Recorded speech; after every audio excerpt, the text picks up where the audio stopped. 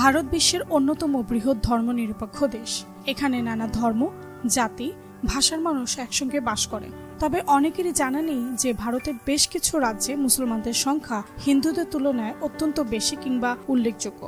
আজ আমরা জানব ভারতের এমন 5টি রাজ্যের কথা যেখানে মুসলিম জনসংখ্যা সবচেয়ে বেশি।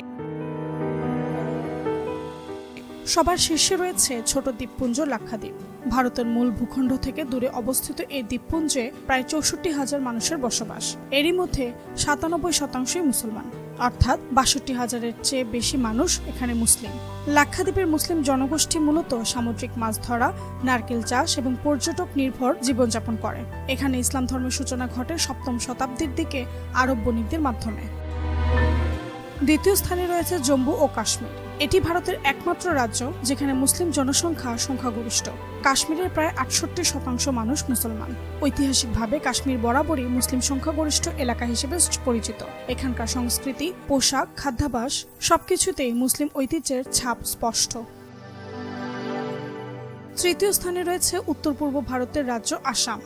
আসামের মোট জনসংখ্যা 34% মুসলমান। সংখ্যার দিক থেকে প্রায় 1,40,00,000 মুসলমান এখানে বসবাস করেন। আসামের মুসলমানদের একটি বড় অংশ বাঙালি ভাষাভাষী হলেও স্থানীয় আসামি ভাষাভাষী মুসলমানদেরও দেখা যায়। এখানকার মুসলিম সম্প্রদায় মূলত কৃষি ও নদীভিত্তিক জীবিকার সঙ্গে যুক্ত।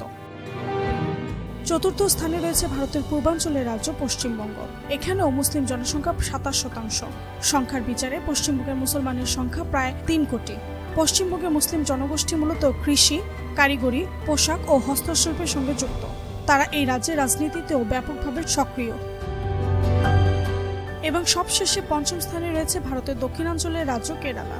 এখানে মুসলিম জনসংখ্যা প্রায় 27%। কেরালা বরাবরই সাম্প্রদায়িক সম্প্রীতির সাথে পরিচিত।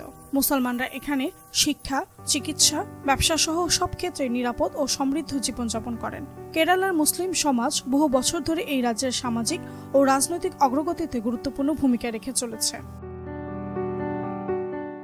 বিশ্বের দ্বিতীয় বৃহত্তম মুসলিম জনসংখ্যা ভারতের। এখানে প্রায় 20 কোটিরও বেশি মুসলমানের বাস। সংখ্যার দিক থেকে এটি বাংলাদেশের চেয়েও বেশি, অর্থাৎ ভারতের মুসলিম সম্প্রদায় একা একটি দেশের সমান।